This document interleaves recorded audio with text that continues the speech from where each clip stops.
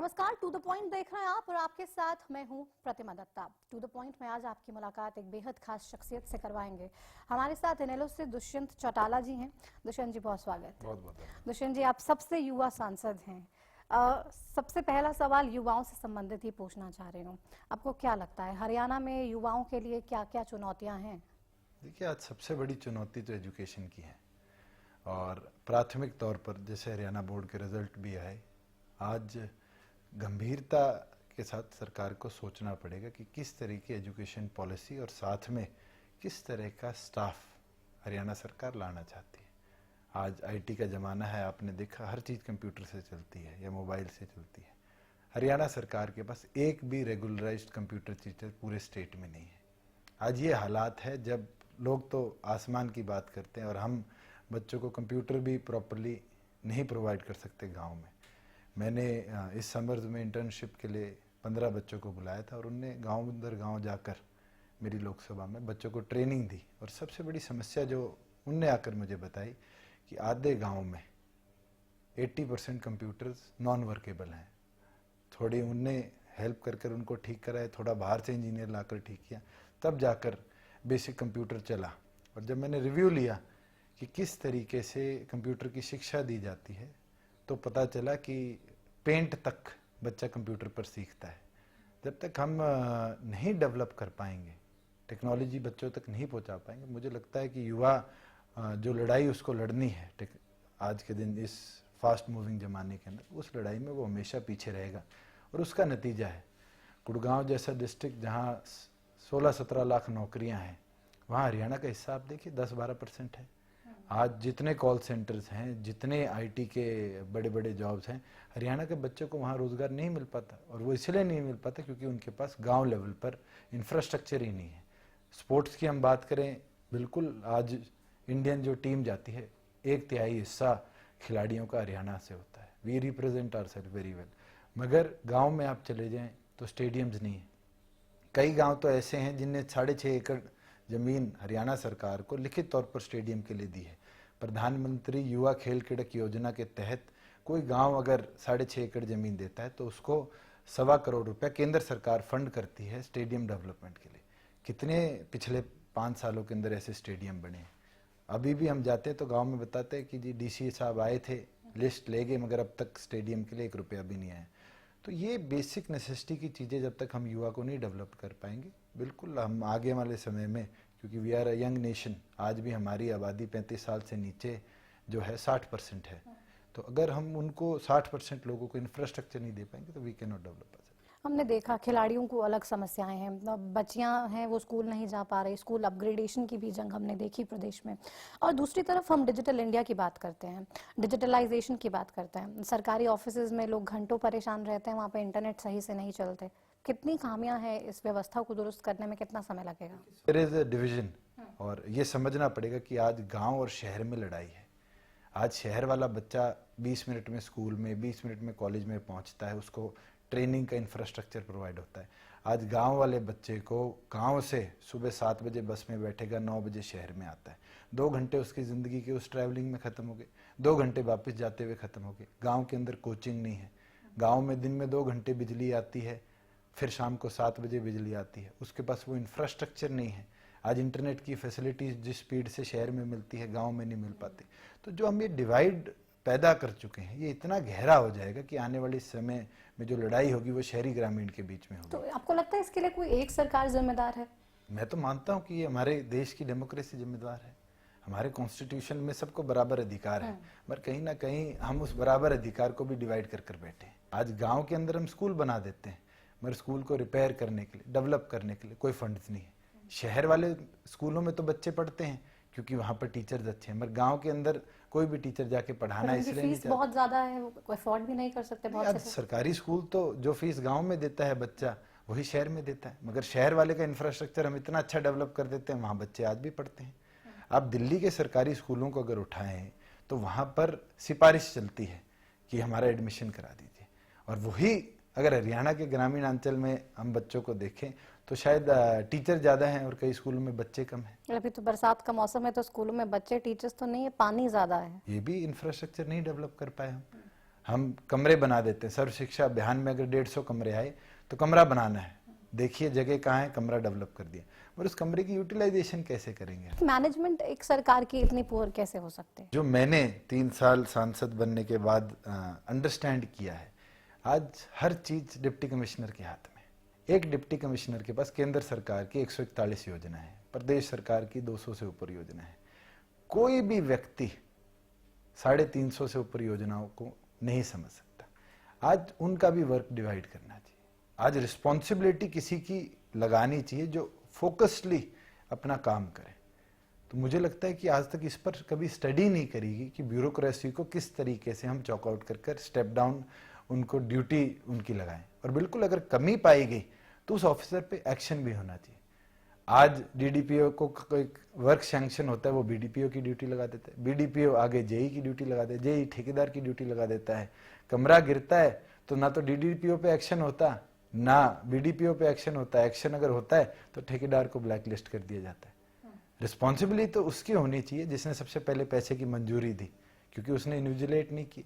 और अगर इस तरीके से रिस्पॉन्सिबिलिटी हमने तय कर दी तो मुझे लगता है आने वाले समय में वैसे रिस्क फैक्टर्स या जो आज हम कट डाउन्स कहते हैं वो देखने को नहीं मिले। बिल्कुल। मैं एक हरियाणा का अहम मसला और इनेलो के लिए भी जो सबसे गंभीर मसला इस वक्त है उस पर बात करना चाहूँगी। SYL अब लगातार हम देख रहे हैं, इस पर आपकी तरफ से ये कहा जा रहा है कि प्रदेश सरकार इस मसले को बहुत लाइटली ले रही है। सुप्रीम कोर्ट ने फैसला दे दिया लेकिन उसको इम्प्लीमेंट नहीं करवाया जा रहा है। अभी आपने रास्ता रोको अभियान भी किया, आप नहर खोदने भी गए थे इससे पहले, लेकिन सुप्रीम कोर्ट में जो इस फैसले को लेकर कड़ी फटकार लगी है, पंजाब सरकार को भी साफ तौर पर यह कह दिया गया है कि फैसले को इम्प्लीमेंट करवाया जाए। क्या लग रहा है इसमें क्या कुछ चल रहा है? सतलुज यमुना लिंक कोई आज की लड़ाई नहीं है।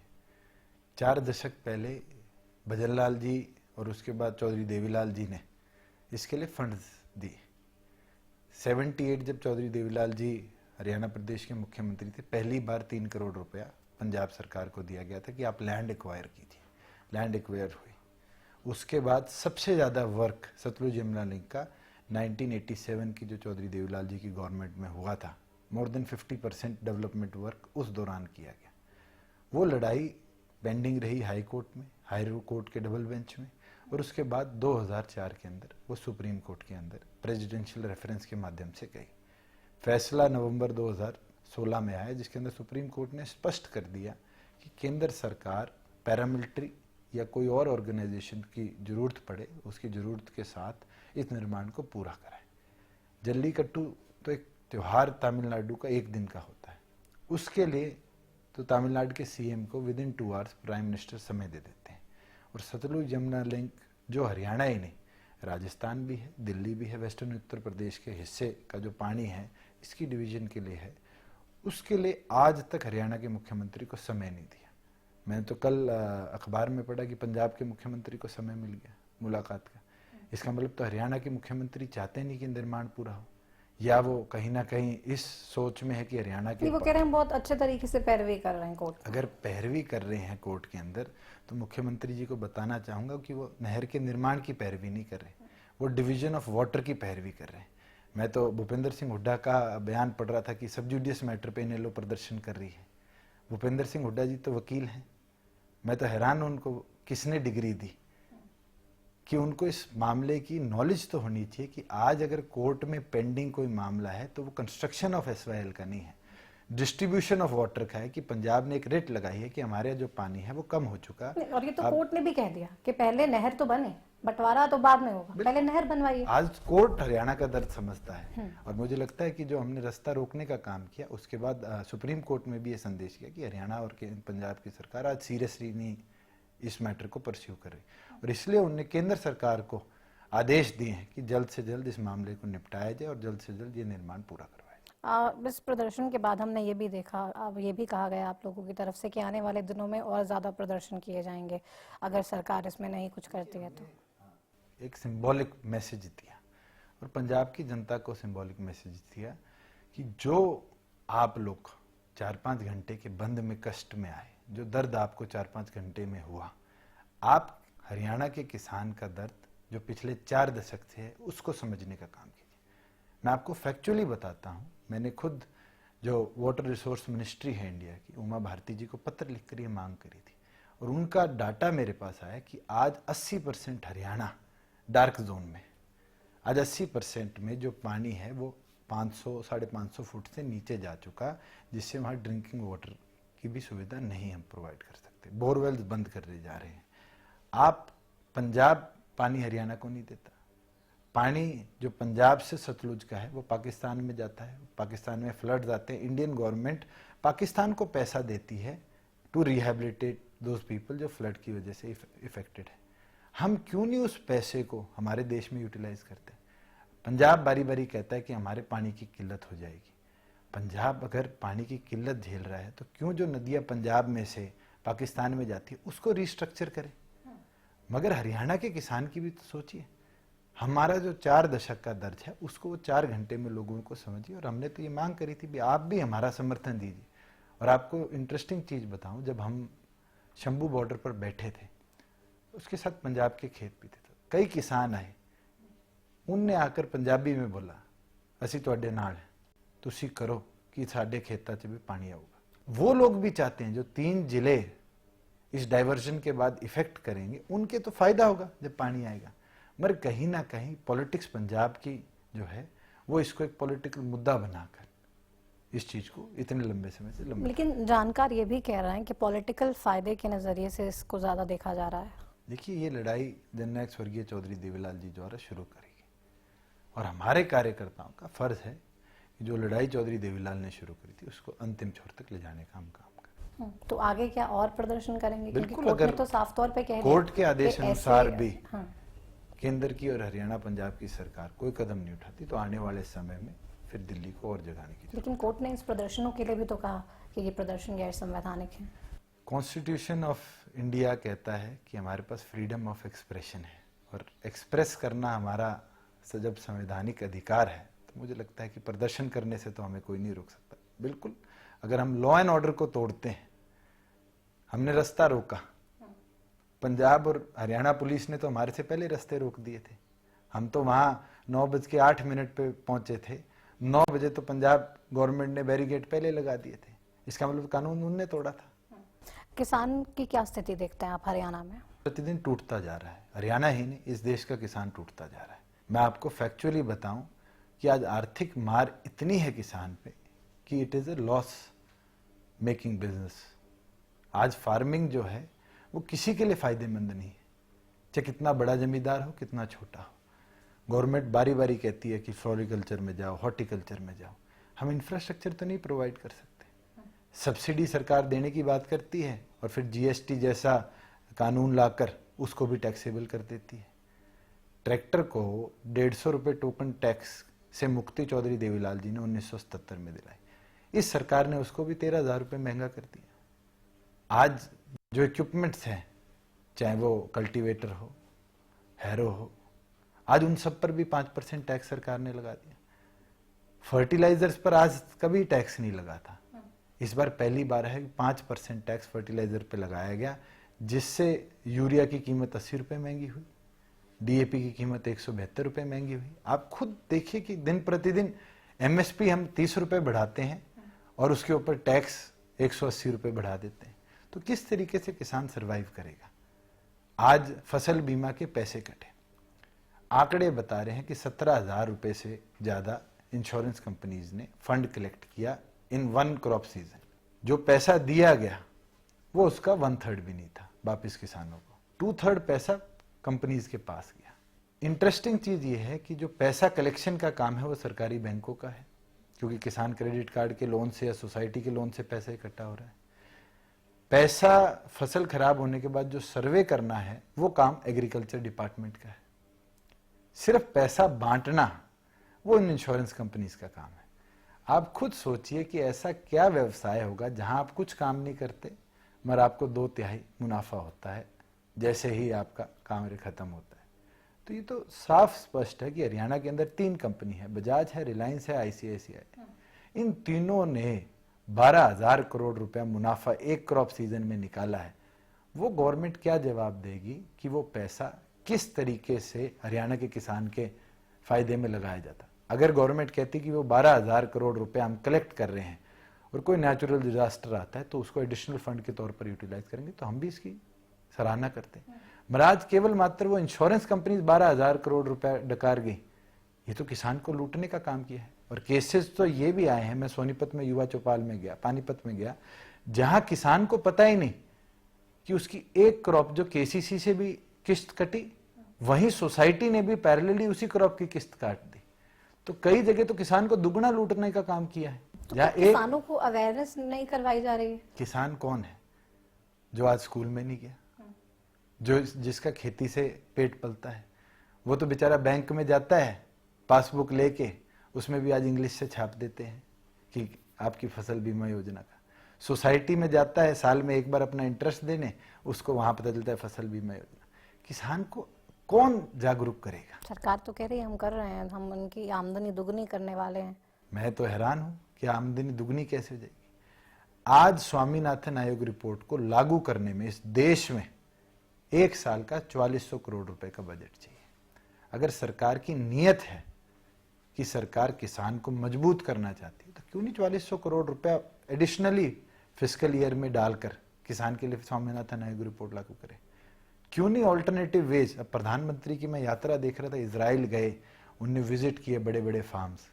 क्यों नहीं वो टेक्नोलॉजी को 100% सब्सिडाइज कर इंप्लीमेंट कराए कि किसान अपने आप को डेवलप कर पाए?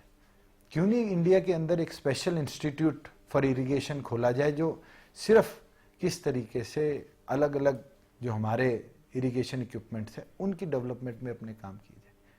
आज गवर्नमेंट IITs IIMs खोलने की बात करती है, कभी आपने सुना है कि किसान के बारे में कोई कदम उठाने की बात करेगी? कितने किसानों के बाद दुष्यंत जी हर कोई करता है, और कोई भी चुनाव होते हैं हम देखते हैं किसानों के मुद्दे पे ही लड़े जाते हैं। ये कहा जाता है हम किसानों के लिए ये कर रहे हैं, हमसे ज्यादा किसान हितैषी कोई है नहीं।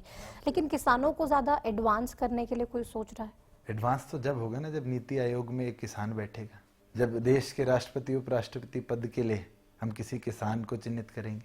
किसान का दर्द तो किसान ही समझेगा जिसने कभी ट्रैक्टर चलाया है, खुद ही निकाली है, कभी जाकर धूप के अंदर बैलों से खेत को जोतने का काम किया है, आधी रात को जब पानी की बारी आती है तो कस्सी लेकर पानी खेत को लगाने का काम किया है। उसकी पीड़ा तो जब ही हम समझ सकते हैं जब हमने वो काम किया हो। आज इस देश के सर्वोच्च पद पर कौन किसान बैठा है? आज वही लोग हैं जो पूंजीपतियों के दर्द को समझते हैं, वही लोग हैं जो बड़े इंडस्ट्रियलिस्ट की डेवलपमेंट की बात करते हैं। और आज उसका नतीजा है कि GST लागू होता है और बहुत फायदा उन बड़े पूंजीपतियों को मिलता है, मगर किसान के ऊपर कहीं ना कहीं एडिशनल बोझ भी GST के माध्यम से आता है। आप विदेशों में अपनी पढ़ाई करके आए हैं, आपने उसके साथ साथ वहाँ पे जाके देखा है कि किसान कैसे काम करता है, वहाँ पे कैसे खेती होती है। क्या वो तमाम चीज़ें यहाँ पे अप्लाई नहीं की जा सकती? देखिए, हमारे लैंड होल्डिंग बहुत छोटी है और मेरा एडमिशन LA में हुआ था, मगर चौटाला साहब ने सबसे पहली चीज़ कही कि ऐसे शहर में जहाँ खेती भी होती है। और LA से नॉर्थ में 1.5 घंटा दूर बेकर्सफील्ड एक टाउन था, वहाँ पर मैं गया जिसकी आबादी लगभग 4.5-5 लाख की थी। मगर बेनिफिट ये था कि वहाँ संतरे की खेती होती थी, बादाम की खेती होती थी, जो वर्ल्ड के अंदर छोटी गाजर आती है, 2 इंची गाजर आती है, उसकी खेती वहाँ पर करी जाती थी। It was world famous. आज कैलिफोर्निया आमंड्स की हम बात करते हैं तो उस रीजन से आते हैं जहाँ मैं पढ़ के आया। वहाँ पर 200-200, 500-500 एकड़ का किसान है, वहाँ पर पानी सरप्लस है, वहाँ ट्यूबवेल सिस्टम नहीं है आज के दिन भी, मगर उनका जो पानी देने का तरीका है वो अभी भी यही है कि बड़े बड़े पंप्स हैं जो रेन वाटर की तरह पौधे को ऊपर से धोने का काम करते हैं। आज हमारे कितने किसान स्प्रिंकलर से अपनी खेती को समझते हैं। मैं एक ऐसे रीजन में पैदा हुआ हूँ इंडिया के जहाँ पर कीनू माल्टा की खेती है। आप वहाँ पर भी आज जाएं तो ड्रिप सिस्टम जरूर आ गया, मगर अब तक हमने स्प्रिंकलर सिस्टम नहीं डेवलप किया क्योंकि गवर्नमेंट कोई एड किसान को नहीं दे रही। ऑफ सीजन ऑन सीजन अगर रेन हो जाए तो उस पौधे पर कितना इफेक्ट करता है उस पर स्टडी करने के लिए कोई इंस्टीट्यूट नहीं है।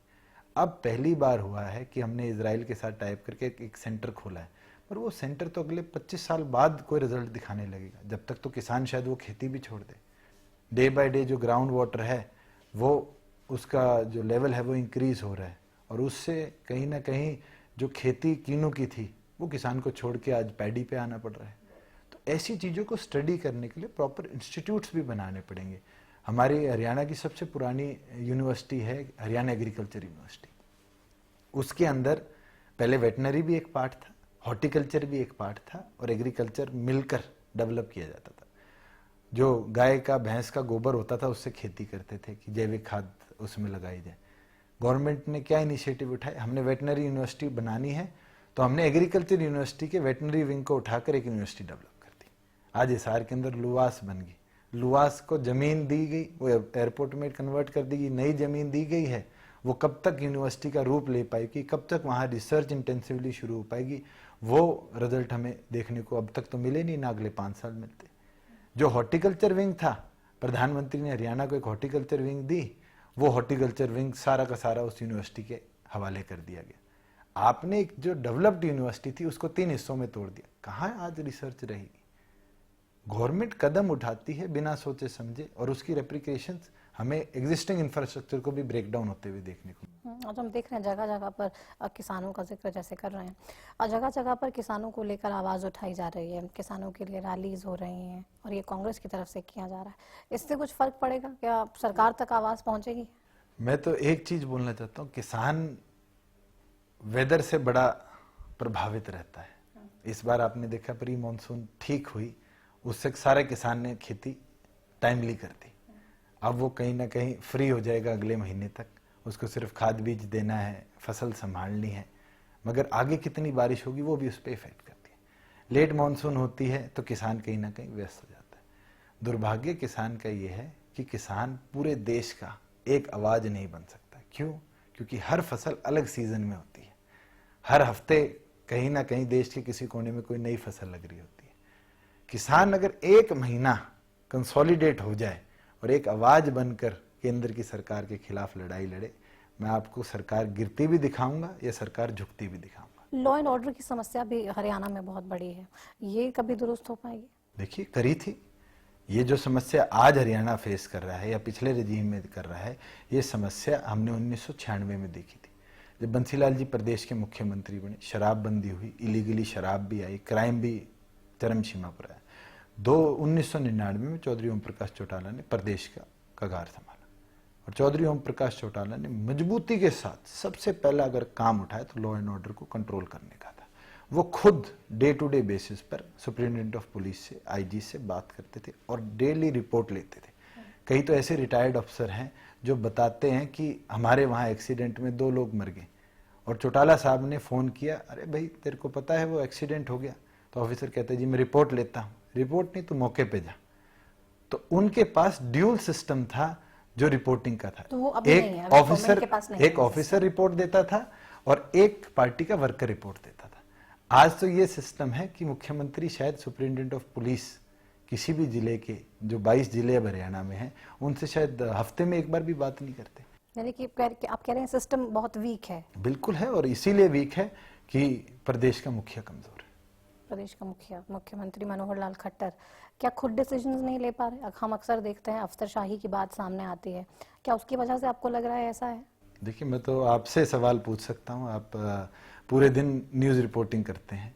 आप मुझे एक ऐसी पॉलिसी बताइए जो स्टेट में बनी हो, जो प्रॉपरली इंप्लीमेंट भी हुई और उसका फायदा आपको देखने को मिला, किसी भी फील्ड में, लॉ एंड ऑर्डर ही नहीं। एक ऐसी पॉलिसी बताइए जिसके ऊपर गवर्नमेंट ने अपना प्राइम फोकस रखकर पूरी तरह पर डेवलप करने का काम किया। ट्यूबवेल चलाकर नहर में पानी डाला गया, वो ट्यूबवेल भी सूख गए, मगर गवर्नमेंट ने करोड़ों रुपए वहां खर्च कर दिए। क्यों नहीं डेवलप कर पाए? मेरी लोकसभा के अंदर राखी गढ़ी एक हेरिटेज साइट है। पिछले दिनों वहां पर कार्बन डेटिंग से एक स्केलेटन मिला जिसकी उम्र 8000 साल है। 8000 साल मतलब वर्ल्ड की ओल्डेस्ट हेरिटेज साइट है। अगर आज उसको डेवलप करते हैं तो पूरे वर्ल्ड का टूरिज्म हम वहां पर ला सकते हैं। क्या कदम उठाएंगे? मैंने प्रधानमंत्री से मिला, प्रधानमंत्री ने मेरे को आश्वासन दिया कमेटी बनाएंगे। केंद्र सरकार ने हाउस के फ्लोर पे कहा कि हमने कमेटी गठित कर दी। अब तक वहां पर म्यूजियम बने। गांव पंचायत ने 6 एकड़ जमीन डोनेट करी, मगर वहां पर म्यूजियम नहीं बना। हम देख रहे हैं बेटी बचाओ बेटी पढ़ाओ अभियान चला रही है एक तरफ सरकार, और दूसरी तरफ कृषि संवाद मैगजीन के बैक कवर पे घूंघट में एक महिला, हरियाणा की आन बान पहचान बताया गया। क्या ये संभव लगता है? गवर्नमेंट की सोच साबित कर देती है। पिछले दिनों होम मिनिस्ट्री की सेंट्रल गवर्नमेंट ने एनुअल बजट की बुकलेट निकाली। उसके अंदर एक फोटो लगाएगी इंडिया पाकिस्तान बॉर्डर, और उस पर लाइट ही लाइट चल रही है, और जब पता चला तो मैक्सिको यूएस का बॉर्डर था। तो ये मुख्यमंत्री की सोच है कि किस तरीके से वो प्रोजेक्ट करते हैं। आज भी हम अगर हमारे प्रदेश को घूंघट से प्रोजेक्ट करेंगे तो हम कैसे आगे चल सकते हैं? घूंघट में आपको क्या लगता है, ये क्या जरूरी है? क्या ये पहचान हो सकता है? हमारा कल्चर जरूर है मगर हमारी पहचान नहीं बन सकता। एक ओर पर तो हम कहते हैं हम बराबर लेकर आ रहे हैं, दूसरे ओर पर हम इतनी डिवीजन कर देते हैं कि साथ भी नहीं चल सकते। तो या तो हमें स्पष्ट करना पड़ेगा कि हरियाणा की बेटी घूंघट में चलेगी, फिर तो हमें आरएसएस की सोच दिखती है, या हमें स्पष्ट करना पड़ेगा कि डेवलपिंग इंडिया की तरह आज सबको बराबर पोडियम देंगे, उसके अंदर देश की सोच दिखती है।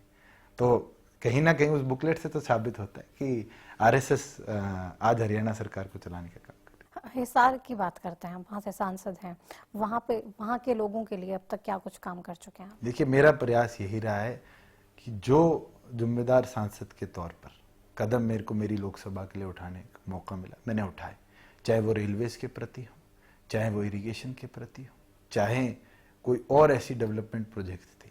जरूर केंद्र सरकार से लड़ना भी पड़ा, अनेकों मुद्दों पे लड़ना पड़ा, मगर हम कामयाब रहे। मैं आपको क्योंकि अब मॉनसून का महीना है, सावन बोलते हैं, कावड़िए आ रहे हैं, आपको खुशखबरी दूंगा कि आज ही हिसार से हरिद्वार ट्रेन का अप्रूवल हुआ है। अब एक ट्रेन स्पेशली हिसार से हरिद्वार जाएगी, जिससे चंडीगढ़ वाले यात्रियों को भी फायदा मिलेगा और हरिद्वार के जो यात्री थे वो भी हर रोज हिसार से हरिद्वार आना जाना कर सकेंगे। सूर्यनगर के अंदर एक आरयू भी मंजूर हो गया, आरओ भी मंजूर हो गया। स्टेट गवर्नमेंट को प्रपोजल भेजा गया, स्टेट गवर्नमेंट का 50% हिस्से का पैसा आज तक सैंक्शन नहीं हुआ। 1.5 साल से अप्रूव्ड आरयू भी पेंडिंग पड़ा है। रोजगार की बात थी, हमने बहुत कंपनीज से आग्रह किया कि हमारे प्रदेश के युवाओं को भी रोजगार दीजिए, तो 18 कंपनीज ने 40,000 अलग अलग पोस्ट के लिए एक्सेप्ट किया और आप हैरान होंगे कि 20,000 से ऊपर एप्लीकेशंस आए। उत्तराखंड में आज भी कानून है कि उत्तराखंड के रोजगार के अंदर 70% हिस्सा उत्तराखंड के निवासी का होगा, 30% और कोई प्रदेश का निवासी आ सकता है। हरियाणा के अंदर ऐसा कोई कानून नहीं, और हमने एक मुहिम चलाई है युवा चौपाल के माध्यम से, जहां हम प्राइवेट कंपनी से आग्रह भी करेंगे कि वो इस मुहिम में हमारा साथ भी दे और हरियाणा के बच्चों को इक्वल एम्प्लॉयमेंट देने का काम करे। सरकार पे दबाव बनाएंगे कि आप लॉ बनाइए कि 50% जॉब्स हरियाणा के अंदर जो है उसके अंदर हरियाणा के बच्चे के लिए रिजर्वेशन होनी चाहिए। इनेलो की आज स्थिति आप क्या देखते हैं? पहले से मजबूत हुए, हमारे पास 26% वोट शेयर था, हमने उसको 28% तक ले जाने का काम किया, और आने वाले समय में जो हम जन जागरण अभियान चलाएंगे, इस संगठन को और बड़ा करेंगे कि आने वाले समय में युवा भी मजबूती के साथ जुड़कर एक नई सोच के साथ इस संगठन को आगे लेकर जाए। और 2019 या 18 जो सुनने में आ रहा है, जब भी चुनाव हो तो चौटाला साहब को और मजबूती से हम आगे। Regional parties are original parties, वो उस रीजन की समस्या को समझकर पॉलिसीज बनाती है, कदम उठाती है। और चौधरी देवीलाल जी ने तो राजीव गांधी जी को फ्लोर पर बोली हुई है पार्लियामेंट में कि तुम हमें इतना कमजोर ना समझो, हम ओरिजिनल है, क्योंकि हम रीजन की समस्याओं को लेकर यहाँ आते हैं। और वही नतीजा था कि चौधरी देवीलाल जी इस देश के उप प्रधानमंत्री पद तक पहुंचे। आज जरूर रीजनल पार्टीज को ब्रेक डाउन करने के लिए कदम उठाए जा रहे हैं, सरकारी मशीनरी का दुरुपयोग किया जा रहा है, पर वो लोग ये समझते नहीं। सत्ता में रहकर शायद सत्ता का नशा इतना बड़ा हो जाता है कि उनको एहसास नहीं होता कि जनता सब देख रही है। और जिस दिन जनता कदम उठाने लगी तो आपने भी देखा कि किस तरीके से कांग्रेस का घमंड कितनी बुरी तरह टूटने का काम किया। और आज जो घमंड शायद भारतीय जनता पार्टी को, उसको भी जनता तोड़ने का काम करेगी। आज सुप्रीम कोर्ट ने फैसला सतलुज यमुना लिंक पर दिया है, और अगर एजिटेशन की बात करी तो अगर लोकदल ये एजिटेशन ना करती तो कहीं ना कहीं हरियाणा सरकार सतलुज यमुना लिंक को भी बेचने का काम कर देती। और मुझे तो ये डर है कि कहीं ना कहीं पंजाब के दबाव में आकर मुख्यमंत्री सतलुज यमुना लिंक को कहीं मिटाने की बात ना कर दे। तो इस चीज को जब तक हम लड़ते वो तो नहीं कह रहे हैं कि हम बनवाएंगे, हरियाणा के हक का पानी तो हम दिलवा कर ही रहेंगे, हमारी वजह से दिलवाकर ये रहेंगे, तो क्यों जहां जहां हरियाणा के अंदर सतलुज यमुना लिंक में पैचेज आ रखे हैं, टूटी हुई है, अब तक उसकी रिपेयरिंग क्यों नहीं शुरू करवाई? क्यों नहीं सरकार द्वारा कदम उठाए गए कि हम पंजाब को परस्यू करें, पंजाब के साथ बायलैटरल मीटिंग कर जल्द से जल्द निर्माण की बात करें? क्यों हमें बारी बारी सुप्रीम कोर्ट की तारीख की वेट करनी पड़ती है? क्यों आज हरियाणा सरकार को 7 सितंबर के इंतजार करना पड़ेगा? जब सख्त आदेश सुप्रीम कोर्ट के कि निर्माण करिए, तो आप निर्माण शुरू करवाइए। और आपकी केंद्र में सरकार है, पैरामिलिट्री बुलाई, मिलिट्री बुलाई, लगवाइए और पंजाब के अंदर भी निर्माण करवाइए। चलते चलते दुष्यंत जी कोई मैसेज देना चाहेंगे हमारे व्यूवर्स को उन लोगों को जिनको बहुत उम्मीदें हैं, क्योंकि चुनाव आते हैं तो हर पार्टी तो देखिए, वादे मैं तो करती है, लेकिन उसके सबसे बाद वो वादे पूरे नहीं होते। सबसे यही आग्रह करूंगा कि हम हरियाणा के निवासी हरियाणवी हैं, हमें मिलकर हरियाणा को आगे ले जाने के लिए लड़ाई लड़नी पड़ेगी। और सबसे यही मांग करता हूं कि युवा के अधिकार के लिए हम एक मुहिम चला रहे हैं, और अगर आपको जायज़ लगती है कि हरियाणा की फैक्ट्रियों में हरियाणा के युवा का भी अधिकार होना चाहिए, तो हम 50% हरियाणा के युवाओं के लिए एक लड़ाई को आगे ले जाएंगे और सभी युवा साथी इस मुहिम में हमारा साथ दें। चलिए, बहुत शुक्रिया अपना समय देने के लिए। ओके। तो आप दुष्यंत चौटाला को सुन रहे थे, जिनकी स्ट्रैटेजी अब क्या कुछ रहने वाली है, और जिन्होंने तमाम सवालों का बेबाकी से जवाब दिया और ये बताया कि इनेलो लोगों के लिए क्या कुछ करना चाह रही है और साथ ही साथ सरकार क्या कुछ कर रही है और जिससे नुकसान जनता को हो रहा है, और उसके लिए आवाज़ इनेलो की तरफ से उठाई जा रही है। फिलहाल मेरे साथ टू द पॉइंट में इतना ही। नमस्कार।